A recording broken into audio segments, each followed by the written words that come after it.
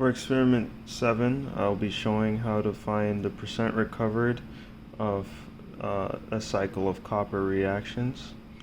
So there's some measurements that you need to take initially. So for example, the mass of the test tube plus the mass of the copper. I'm just going to make up some numbers for this. So for example, 14.20 grams. And then the mass of the test tube is 14 grams.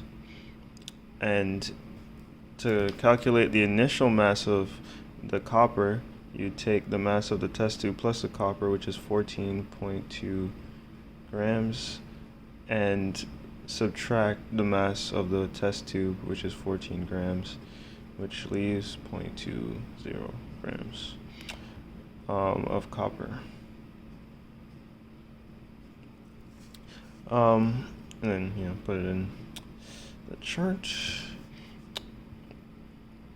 Next, you take the mass recovered, right? So the mass of the test tube plus the mass recovered. In this case, let's say it's 14.30 grams, and then the mass of the test tube would actually stay the same, so it's going to be still 14 grams.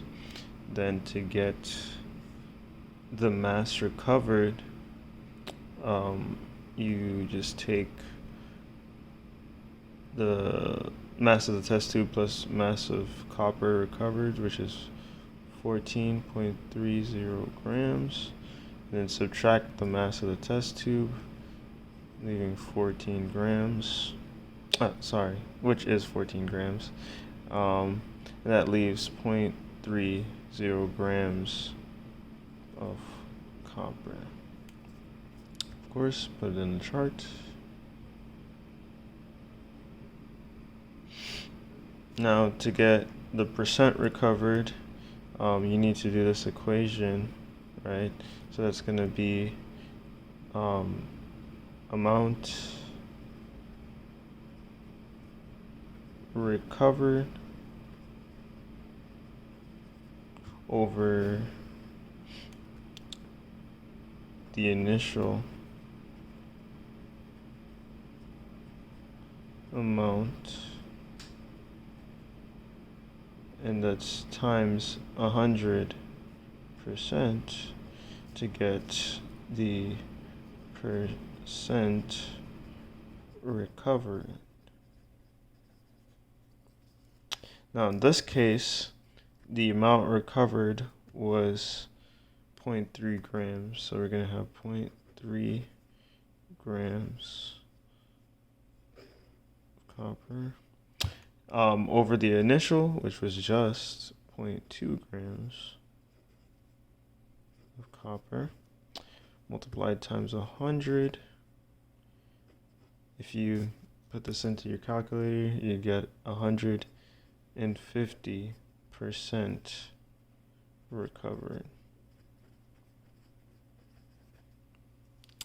Now, as you can see, we got more copper recovered than what initially went into there.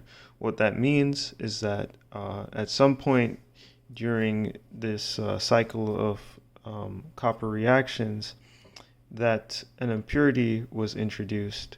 In this case, we can say that it was likely the excess magnesium in part E, right? When you use the magnesium to separate the copper from the sulfate, it's added in excess, and if not all of the magnesium is dissolved by the 6 molar sulfuric acid, then it would get left behind in the test tube after being decanted, and it would end up in the final mass of the copper recovered.